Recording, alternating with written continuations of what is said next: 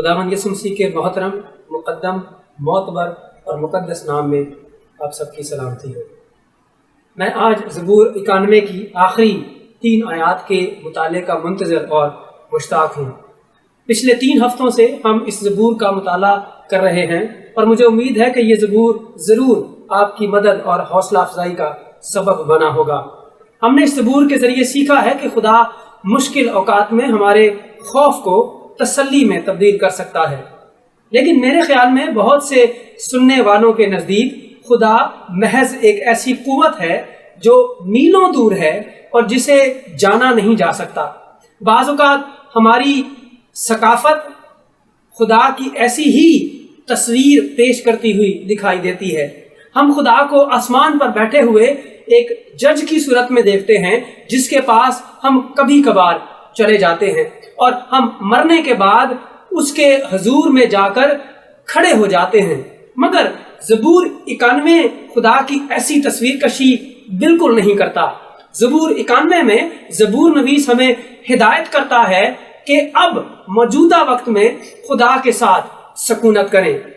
زبور نویس حکم دیتا ہے کہ اندیکھے خدا کے نزدیک رہیں، اس کی قربت میں آئیں۔ زبور 91 سکھاتا ہے کہ خدا ہماری فکر کرتا ہے، اس لیے وہ ہم سے بات چیت کرنا چاہتا ہے۔ اسی وجہ سے آخری 3 آیات میں خدا براہ راست ہم سے ہم کلام ہوتا ہوا دکھائی دیتا ہے۔ یوں لگتا ہے کہ خدا انسانی مصنف کو پیچھے ہٹاتے ہوئے کہتا ہے کہ اب مجھے خود بات کرنے دو۔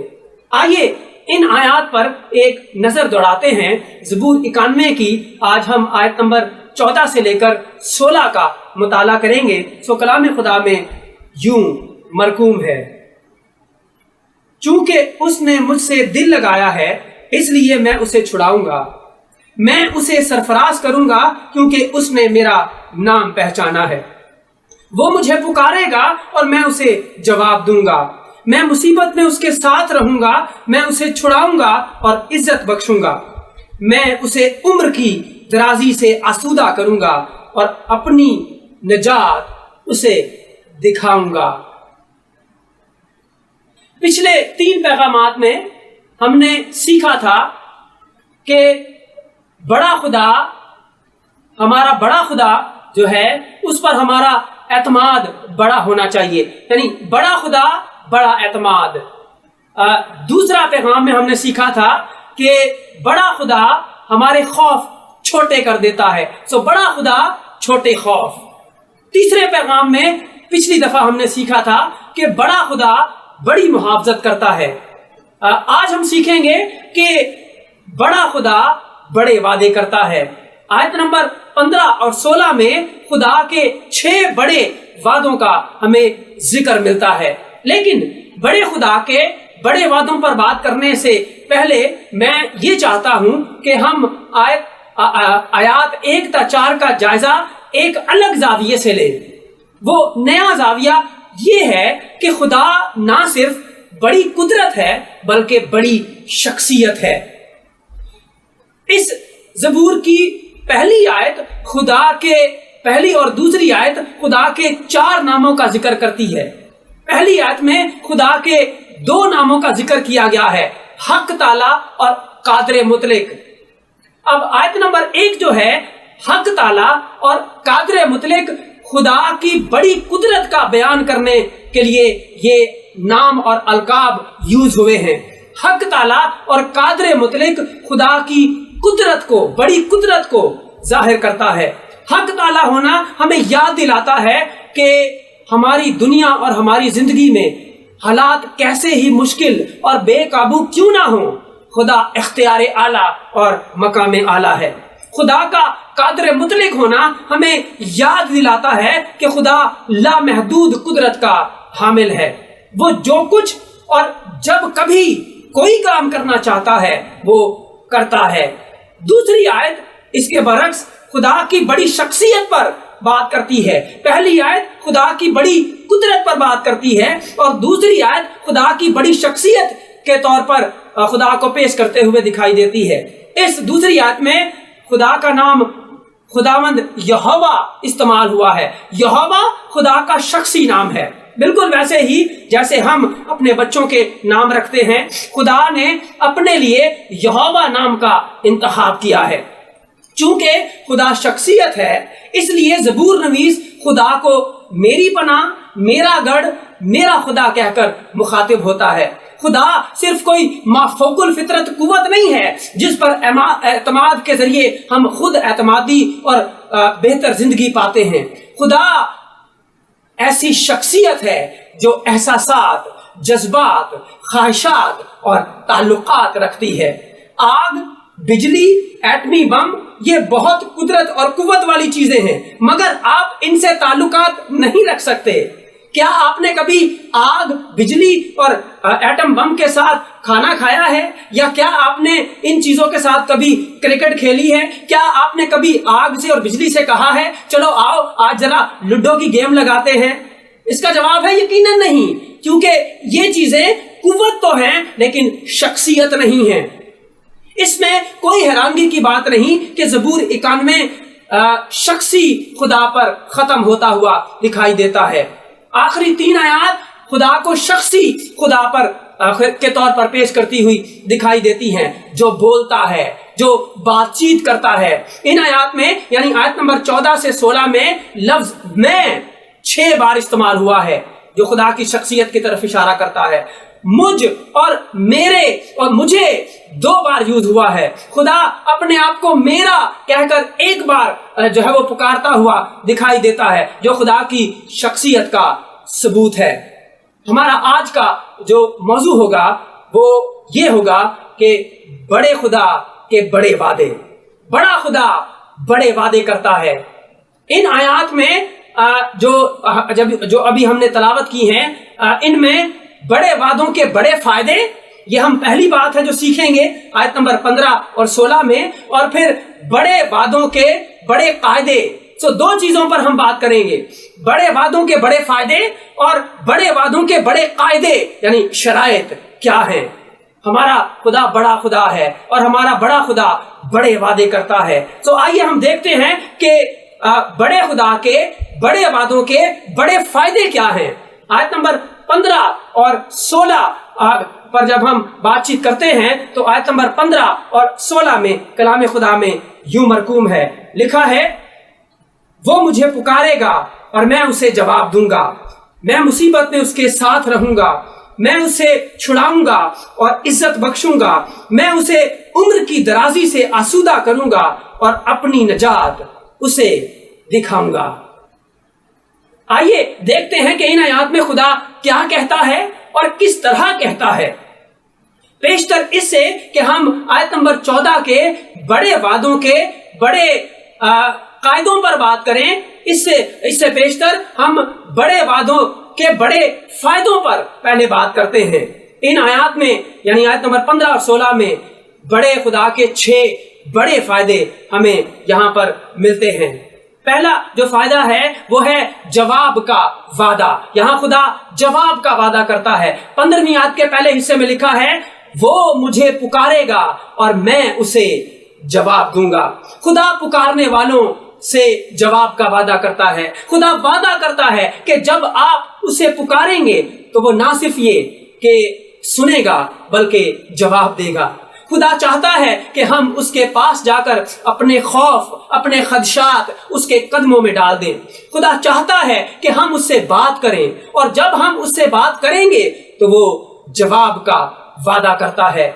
जॉन पाइपर ने अपनी किताब में जिसका उर्दू तर्जमा है खुदा के लिए भूख, इस मामले के ताल्लुक से बहुत खूब बात कही है। उसने अंग्रेजी में कहा है, The greatest enemy of hunger for God is not apple pie. इसका पाकिस्तानी अंदाज में जो तर्जुमा है वो कुछ यूं किया जा सकता है कि खुदा के लिए भूख का सबब सबसे बड़ा दुश्मन जहर नहीं गुलाब जामुन है। मेरे ख्याल में खुदा के साथ ताल्लुकात में सबसे बड़ा मसला ये है कि हम इस दुनिया की स्वीट डिशेस, मीठे खानों की जो पेशकशें हैं, जो आसानी से ये दुनिया पेश करती है, हम उनसे बड़ी आसानी से मुतासिर हो जाते हैं। जब दुआ की बात आती है हम अहम चीजों की रुकावट का शिकार हो जाते हैं। हमारा पसंदीदा शो चल रहा हो तो हमें अपना पसंदीदा शो देखना होता है, ये शो हमारी रुकावट का सबब बन जाता है। हमारे दोस्त के SMS आ जाए तो दुआ की बजाय हम उसे जवाब देना पसंद करते हैं। कई बार दुआ के मुतालिक हमारे खुद साख्ता असूल दुआ में रुकावट का सबब बन जाते हैं, ऐसे असूल जिनका कलाम के साथ दूर दूर का वास्ता नहीं हुआ करता। हमारी ज्यादातर दुआओं का मसला ये नहीं कि खुदा जवाब नहीं देता, बल्कि मसला ये है कि हम हकीकतन दुआ करते ही नहीं हैं। हमारी दुआओं के जवाब ना मिलने की बड़ी और बुनियादी जो वजह है वो ये है कि हम बहुत मसरूफ हो जाते हैं और दुआ का वक्त ही नहीं निकालते। खुदा दुआओं का जवाब देना चाहता है, मगर आपको वक्त निकालकर और रूहानी फोन उठाकर खुदा को कॉल लगाना है। जब आप खुदा को कॉल लगाएंगे तो ये अल्फाज आपको कभी सुनने को नहीं मिलेंगे कि आपका मतलूबा नंबर इस वक्त बंद है। ऐसे अल्फाज आपको कभी नहीं मिलेंगे। खुदा के फोन की बैटरी हर वक्त चार्ज रहती है। हाँ, बाज़ औक़ात खुदा इंतजार करने को जरूर कहता है, मगर हमें अपना फोन बंद नहीं करना है और ना ही कॉल को काटना है। आप खुदा को बाज़ औक़ात सिर्फ मिस कॉल दे दें, वो कॉल बैक करेगा। कई बार हम खुदा को मिस कॉल देना भी पसंद नहीं करते हैं। हिम्मत ना हारें, खुदा को रोज बरोज कॉल लगाते रहें, हमेशा उसके साथ राब्ते में रहें। वो अपने वक्त पर और अपने तरीके से जवाब जरूर देता है। तो पहला वादा यह है कि खुदा जवाब देता है। दूसरा वादा यह है कि खुदा साथ देता है। आयत नंबर 15 के दूसरे हिस्से में लिखा है, मैं मुसीबत में उसके साथ रहूंगा। खुदावंद यीशु मसीह ने अपने शागिर्दों के साथ कुछ ऐसा ही वादा यूहन्ना के बड़े मशहूर 14वें बाब में और मत्ती के 28वें बाब में किया था। खुदा वादा करता है कि वो जिंदगी की मुश्किलात में हमें कभी अकेला नहीं छोड़ेगा। खुदा हमारे साथ रहने का वादा करता है। इसका मतलब हरगिज ये नहीं कि वो हमें कभी दुखों में से गुजरने नहीं देगा। वो दुखों में से तो गुजरने देता है, मगर हमारा हाथ और हमारा साथ कभी नहीं छोड़ता। हम सब गुनाह जैसे मोहलक कैंसर के मरीज हैं, जो हमें ऐसा कैंसर जो हमें मारना चाहता है, मगर हमारा आसमानी सर्जन मौजूद है जो इस कैंसर को जरूरी तरीकों के जरिए से निकालता रहता है। और इस कैंसर को निकालने की सूरत में कई बार हमें तकलीफ होती है। कितनी ही तकलीफ क्यों ना हो, वो हमारे साथ है। खुदा हमारे हाथ पकड़े रहता है और हमें पार लगाता है। हमने सीखा है कि खुदा जवाब का वादा करता है। हमने सीखा है कि खुदा साथ का वादा करता है। तीसरा वादा आजादी का, छुटकारे का वादा है। 15वीं आयत के तीसरे हिस्से में लिखा है, खुदा कहता है, खुदा वादा करता है, मैं उसे छुड़ाऊंगा। तीसरा वादा छुड़ाने का वादा है। ना सिर्फ ये कि खुदा हर वक्त हमारे साथ रहता है, बल्कि इस जिंदगी की मुश्किलात और इस जिंदगी के चैलेंजेस से छुड़ाने की खुदा हमें यकीन दहानी कराता है। खुदा वादा करता है कि अगर हम उसके नजदीक आएंगे तो वो हमें उस वक्त तक जिंदगी की मुश्किलात पर गालिब आने देगा जब तक हम हमेशा हमेशा के लिए उसके साथ एक नहीं हो जाते। खुदा चौथा वादा इज्जत का वादा करता है। 15वीं आयत के चौथे हिस्से में लिखा है, खुदा कहता है, और मैं उसे इज्जत बख्शूंगा। खुदा इज्जत देना चाहता है। हम में से अक्सर लोग सारी जिंदगी इज्जत हासिल करने के लिए गुजार देते हैं। हम अपने वालिदैन, बहनों भाइयों, माशरे, उस्तादों, दोस्तों, सबसे इज्जत पाना चाहते हैं। और जब हम बार बार नाकाम होते हैं तो बहुत तकलीफ हुआ करती है। जब हमारी बेइज्जती होती है तो हम बहुत शर्मिंदगी महसूस करते हैं और बाज़ औक़ात हम अपने अजीजों के लिए बेइज्जती और शर्मिंदगी का बायस भी बन जाते हैं, जिससे हमें गहरे चोट और गहरे जख्म लगते हैं। सच्चाई तो यह है कि हम जितनी भी मेहनत कर लें, हम अकेले दूसरों से इज्जत नहीं पा सकते। आप कहेंगे क्यों? क्योंकि इंसानी इज्जत का मयार बदलता रहता है, यह हमेशा हरकत में रहता है। जब आपको ये लगता है कि आपने मयार हासिल कर लिया तो कोई और बड़ा मयार आगे खड़ा हो जाता है। जब आप अपनी क्लास में अव्वल आकर अपनी क्लास को पास करते हैं, ग्रेजुएट होते हैं, तो नौकरी के दबाव महसूस होना शुरू हो जाते हैं।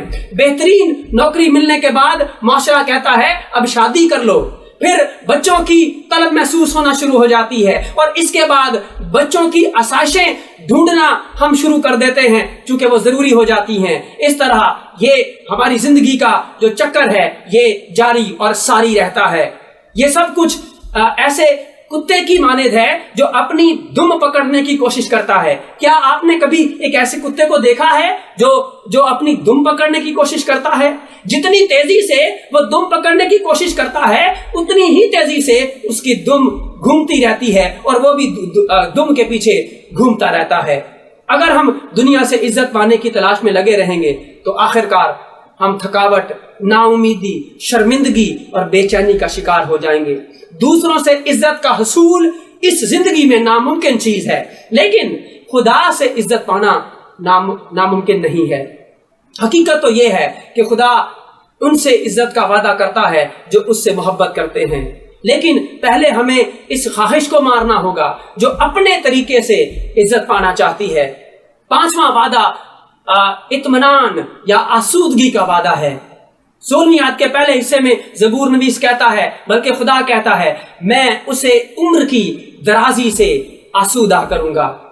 इज्जत के वादे के साथ खुदा आसूदगी और इत्मीनान का भी वादा करता है।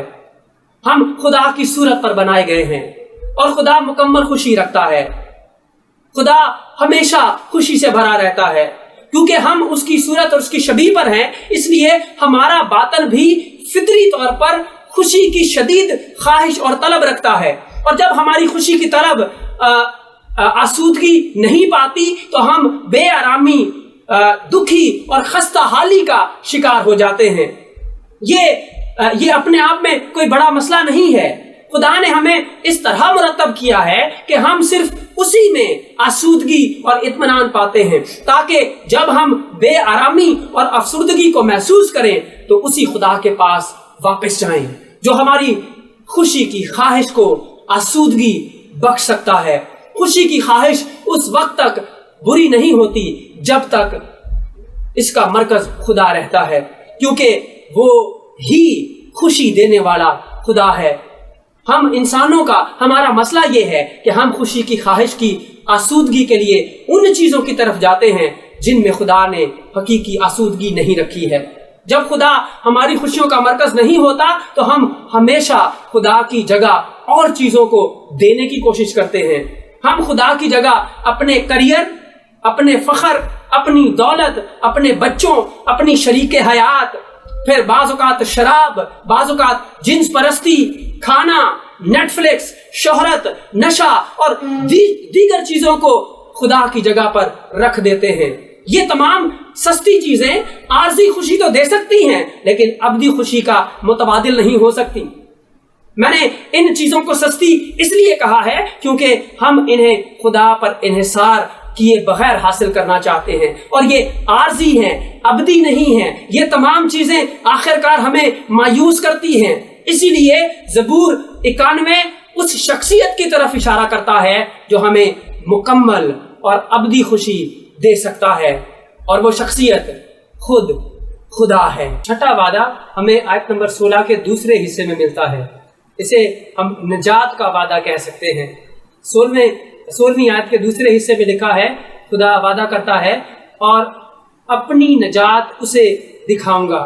इस वादे का सबसे आखिर में होना कोई इत्तेफाक नहीं है, क्योंकि ये वादा तमाम वादों बल्कि पूरे ज़बूर का खुलासा करता है। खुदा हमें हमारे इर्द गिर्द के तमाम बड़े खौफ और खतरात से निजात दे सकता है, चाहे वो वबाओं, जंगलों या अमवात जैसे बड़े खौफ और खतरात ही क्यों ना हो।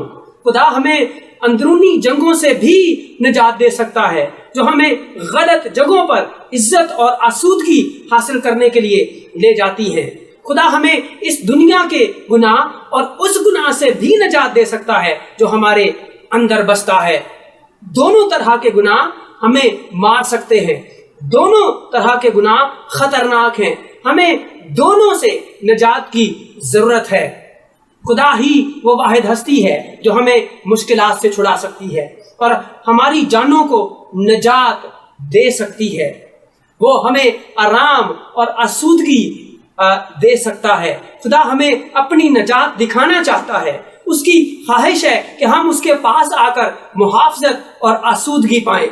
خدا وعدہ کرتا ہے کہ یہ چیزیں ان لوگوں کو وہ دے گا جو اس سے محبت رکھتے ہیں. ابھی تک ہم نے بڑے خدا کے بڑے وعدوں کے فائدوں پر بات کی ہے. بڑے وعدوں کے بڑے فائدے کیا ہیں؟ جواب کا وعدہ، ساتھ کا وعدہ، آزادی کا وعدہ، عزت کا وعدہ، اطمینان یعنی آسودگی کا وعدہ، اور پھر سب سے آخر میں نجات کا وعدہ. کیا یہ وعدے سب کے ساتھ ہیں؟ اس کا جواب ہے نہیں. تو پھر دوسرا سوال یہ اٹھتا ہے، پھر یہ وعدے کن کے ساتھ ہیں؟ اس کا جواب ہمیں آیت نمبر 14 میں ملتا ہے. یہ وعدے ان کے ساتھ ہیں جو بڑے وعدوں کے بڑے قاعدوں پر عمل کرتے ہیں. ہم دوسری جو ہے وہ مین پوائنٹ پر بات کریں گے کہ بڑے وعدوں کے بڑے قاعدے، یعنی بڑے وعدوں کے بڑے قاعدے، بڑی شرائط کیا ہیں. آیت نمبر 14 میں لکھا ہے، چونکہ اس نے مجھ سے دل لگایا اس لیے میں اسے چھڑاؤں گا، میں اسے سرفراز کروں گا، کیونکہ اس نے میرا نام پہچانا ہے. غور کریں کہ مندرجہ بالا وعدے ان کے ساتھ نہیں ہیں جو درست دعا کرتے ہیں، جو درست راہ پر چلتے ہیں.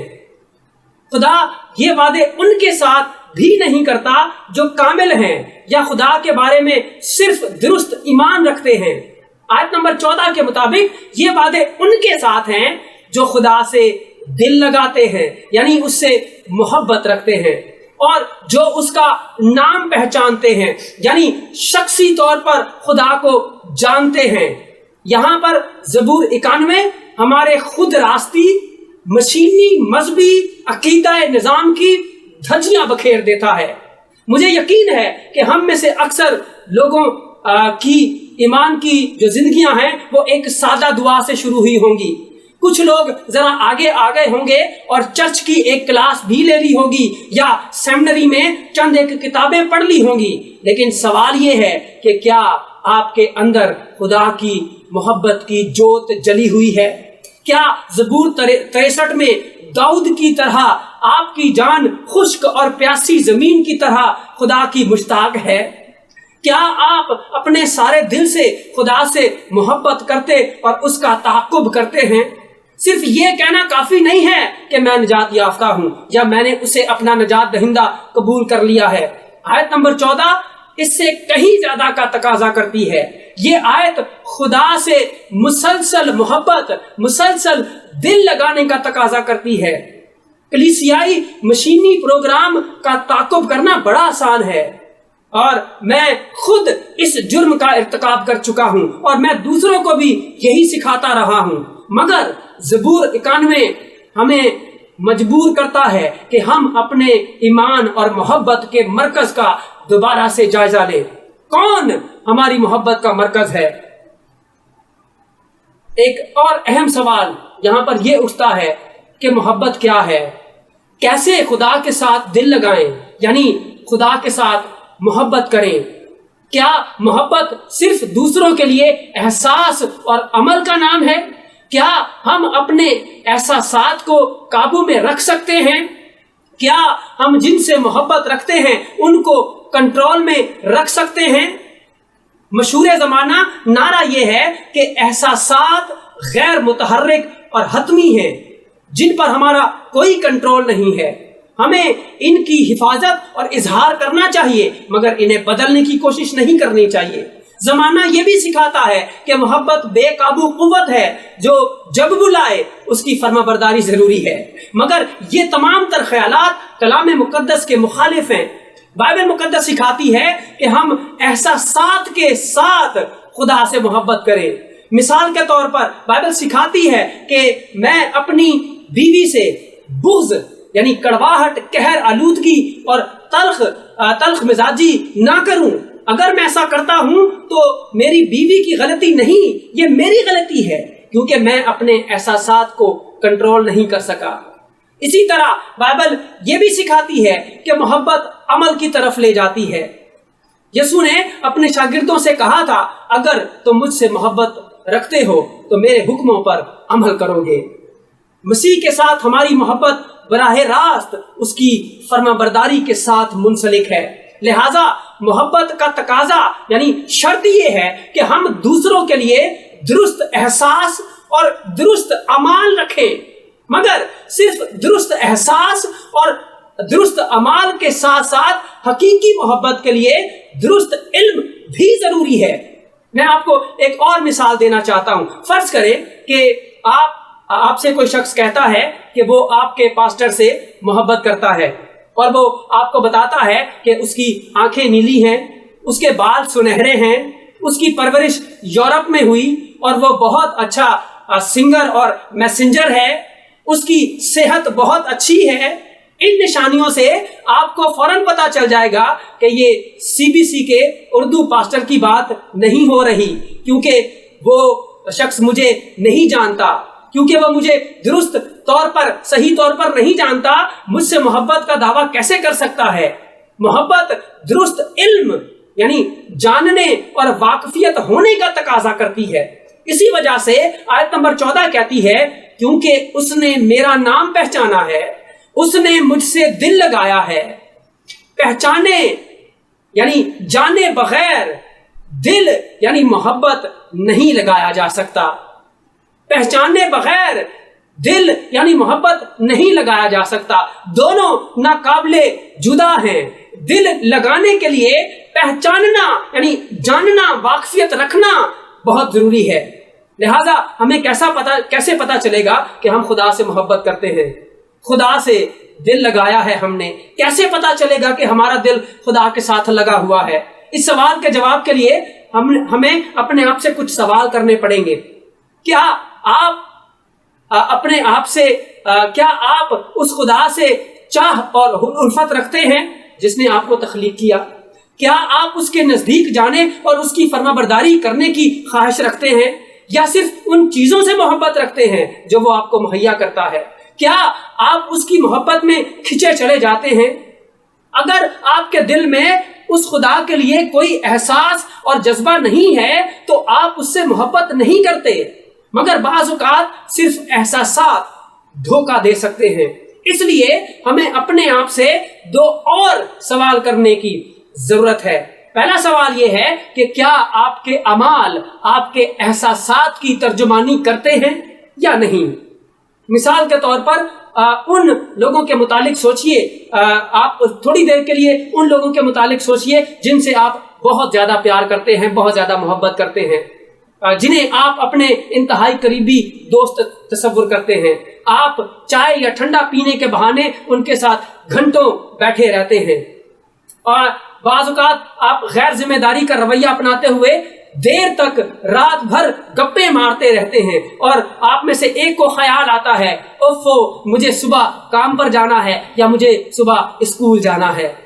محبت کے احساسات ہمیشہ ہمیں محبت کے اعمال کی طرف لے جاتے ہیں۔ ہم جن سے محبت کیا کرتے ہیں ان سے بات کرنا، ان کی بات سننا ہم چاہتے ہیں، ان کی خواہشات اور خوشیوں کو ہم جاننا چاہتے ہیں۔ اسی اصول کا اطلاق روحانی طور پر خدا پر بھی ہوتا ہے۔ اگر آپ خدا سے محبت رکھتے ہیں تو اس کے ساتھ وقت گزارنا بوجھ نہیں لگتا، دعا کرنا اور بائبل پڑھنا مذہبی فریضہ نہیں ہوتا بلکہ ایک محظوظ عمل بن جاتا ہے۔ دوسروں سے خدا کے متعلق بات کرنا خوف کی بجائے خوشی بن جاتا ہے۔ اگر خدا سے آپ کی محبت صرف احساس پر مشتمل ہے، عمل کوئی بھی نہیں، تو یہ جھوٹی محبت ہے۔ یہ وہ محبت نہیں جس کا تقاضا زبور 91 کرتا ہے۔ فرض کریں کہ آپ کی محبت میں احساس بھی ہے اور عمل دونوں شامل ہیں، تو آپ کو اپنے آپ سے ایک آخری سوال پوچھنا پڑے گا، اور وہ آخری سوال یہ ہے کہ کیا آپ کے احساسات اور آپ کے اعمال کی بنیاد خدا کی پہچان یعنی خدا کا علم ہے یا نہیں؟ خدا سے محبت کے احساسات اور اعمال کو مذہب سے منسلک کر دینا بہت ممکن اور بہت آسان ہے۔ کیا آپ کو یاد ہے کہ پیغام کے شروع میں نے کہا تھا کہ خدا صرف ایک قوت نہیں بلکہ ایک شخصیت ہے جسے ہم قریب سے جان سکتے ہیں۔ خدا کی شخصیت نے اس وقت انسانی روپ دھارا جب یسوع زمین پر اتر آئے، اور تمام ابدیت میں ہمیشہ تک خدا کی محبت مسیح کی محبت سے جڑی رہے گی۔ یہی بات یسوع مسیح نے یوحنا کے 5ویں باب کی آیات 42 اور 43 میں سکھائیں۔ خداوند یسوع مسیح نے فرمایا، لیکن میں تم کو جانتا ہوں کہ تم میں خدا کی محبت نہیں۔ میں اپنے باپ کے نام سے آیا ہوں اور تم مجھے قبول نہیں کرتے۔ اگر کوئی اور اپنے ہی نام سے آئے تو اسے قبول کر لو گے۔ اس حوالے میں یسوع اپنے زمانے کے مذہبی رہبروں کی ملامت کر رہے ہیں۔ یسوع ان سے کہہ رہے تھے کہ اگر تم میں واقعی خدا کی محبت ہوتی تو تم مجھ سے محبت کرتے۔ میرا سوال آپ سے یہ ہے، کیا آپ کی محبت کی بنیاد مسیح کا زمینی کام ہے یا نہیں؟ یا آپ نے یسوع کے وقت کے مذہبی رہبروں کی طرح کہیں ایسا تو نہیں کہ خدا کی محبت کو خدا کے علم کے ساتھ گڑمڑ کر دیا ہے؟ یاد رکھیں، خدا مشینی ایمان سے متاثر نہیں ہوتا، نہ ہی مذہبی اعمال خدا کو متاثر کرتے ہیں۔ خدا اس سے بھی متاثر نہیں ہوتا کہ ہم اس کے متعلق کتنا زیادہ اور کتنا بڑا علم رکھتے ہیں۔ بائبل کی دوسری کتابوں اور حصوں کی طرح زبور 91 زبور 91 ایک بڑی چیز کی طرف بلاتا ہے۔ اس زبور کی پکار یہ ہے کہ ہم اپنے خدا سے اپنے سارے دل سے محبت رکھیں، کیونکہ اس سے محبت ہی میں ہماری بہتری ہے۔ اس سے محبت ہی ہماری جانوں کو آسودہ کر سکتی ہے، اور اس کے قریب رہنا ہی وہ واحد راہ ہے جس کے ذریعے ہم اس کی نجات کو دیکھ سکتے ہیں۔ آج کلام خدا میں سے ہم نے اس موضوع پر بات کی ہے، بڑے خدا کے بڑے وعدے۔ ہمارا خدا بڑا ہے اور بڑا خدا بڑے وعدے کرتا ہے، اور ہم نے ان آیات میں یعنی آیت نمبر 14 سے 16 میں 2 مرکزی باتیں سیکھی ہیں۔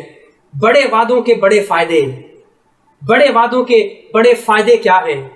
خدا وعدہ کرتا ہے جواب کا، خدا وعدہ کرتا ہے ساتھ کا، خدا وعدہ کرتا ہے آزادی کا، خدا وعدہ کرتا ہے عزت کا، خدا وعدہ کرتا ہے اطمینان اور آسودگی کا، خدا وعدہ کرتا ہے نجات کا۔ بڑے وعدوں کے بڑے فائدے، یہ 6 بڑے فائدے ہیں۔ پھر بڑے وعدوں کے بڑے قاعدے، یعنی یہ وعدے کن کے ساتھ ہیں، ان وعدوں کو پانے کی شرائط کیا ہیں۔ ہم نے بات کی کہ ان وعدوں کو پانے کے لیے درست احساس، درست اعمال اور درست علم کے ساتھ خدا سے محبت رکھنا ضروری ہے، اس سے دل لگانا ضروری ہے۔ پھر ہم نے سیکھا کہ ان وعدوں کو پانے کے لیے درست احساس، درست اعمال اور درست علم کے ساتھ خدا کو پہچاننا، یعنی اس کے نام کو پہچاننا بہت ضروری ہے۔ یہ وعدے ان کے ساتھ ہیں جو درست احساس، درست اعمال اور درست علم کے ساتھ خدا سے دل لگا لیتے ہیں۔ یہ وعدے ان کے ساتھ ہیں، یہ بڑے وعدے ان کے ساتھ ہیں جو درست احساس، درست اعمال اور درست علم کے ساتھ خدا کے نام کو پہچان جاتے ہیں۔ آخر میں میرا سوال آپ سے یہ ہے، کیا آپ بڑے خدا کے بڑے وعدوں کو پانا چاہتے ہیں؟ کیا آپ چاہتے ہیں کہ بڑا خدا آپ کو اپنے بڑے وعدوں میں شریک کرے؟ ان وعدوں کو پانے کے لیے آپ کو اس کے بیٹے کے ذریعے سے اس سے محبت رکھنا ضروری ہے۔ آپ کو خدا سے دل لگانے کی ضرورت ہے، اس کے بیٹے کے ذریعے سے اس کے ساتھ دل لگائیں، اور اس کے بیٹے کے ذریعے سے آپ کو اس کے نام کو پہچاننا ضروری ہے۔ خدا مجھے اور آپ کو یہ توفیق بخشے کہ ہم اس کے بیٹے سے دل لگائیں، اس سے محبت رکھیں۔ خدا ہمیں یہ توفیق بخشے کہ ہم اس کے بیٹے کے ذریعے سے خدا کے نام کو پہچانیں۔ اگر ہم ایسا کریں گے تو خدا ہمیں جواب دے گا، خدا ہمارا ساتھ دے گا، خدا ہمیں آزاد کرے گا، خدا ہمیں عزت دے گا، خدا ہمیں آسودہ کرے گا، خدا ہمیں نجات دے گا۔ مجھے اور آپ کو خدا اس کلام کے وسیلہ سے برکت دے۔ آئیے ہم اپنے سروں کو جھکائیں اور خداوند کی حضوری میں دعا کریں۔ مہربان جلالی ابدی آسمانی باپ، تیرا شکر ہو، تو ہمارا بڑا خدا ہے، تو ہم سے بڑی محبت کرتا ہے، تو ہم سے بڑے بڑے وعدے کرتا ہے۔ اے خداوند تیرا شکر ادا کرتے ہیں آج کے ان 6 بڑے وعدوں کے لیے جو ہم نے تیرے کلام میں سے سیکھے ہیں، جو بڑا خدا ہوتے ہوئے تو ہمارے ساتھ کرتا ہے۔ اے مہربان زندہ آسمانی باپ، آج میری منت اور التجا یہ ہے کہ جو لوگ ان ایام میں مشکل حالات میں سے گزر رہے ہیں، جو ان بڑے وعدوں کو پانا چاہتے ہیں، اے خداوند میں دعا کرتا منت کرتا ہوں کہ وہ آج اس کلام کے وسیلہ سے تیرے بیٹے کے بڑے نام کے ذریعے سے تجھ سے اپنے رابطے کو قائم کریں، وہ تیرے بیٹے کے نام سے تجھ پر ایمان لے کر آئیں، وہ تیرے بیٹے کے نام کو پہچانے، اسے اپنا نجات دہندہ قبول کریں اور ان بڑے وعدوں کو پانے کے لیے تیرے پاس آنے والے ہو سکیں۔ تیرا شکر ہو، تیری تعریف ہو، تیری تمجید ہو، تیرے تمام تر کلام کی خوبصورت باتوں کے لیے، خوبصورت وعدوں کے لیے، اے خداوند جو تو ہمارے ساتھ اور تمام ایمانداروں کے ساتھ کرتا ہے۔ اس کلام کے وسیلہ سے تو ہم سب کو بڑی برکت دے اور اپنے ساتھ ساتھ اپنی وفاداری میں چلتے رہنے کا بڑا گہرا فضل اور شرف عطا فرما۔ تیرے بیٹے ہمارے منجی یسوع المسیح کے فتح مند جلالی ابدی اور آسمانی نام کے وسیلہ سے مانگتے اور پا لیتے ہیں، آمین۔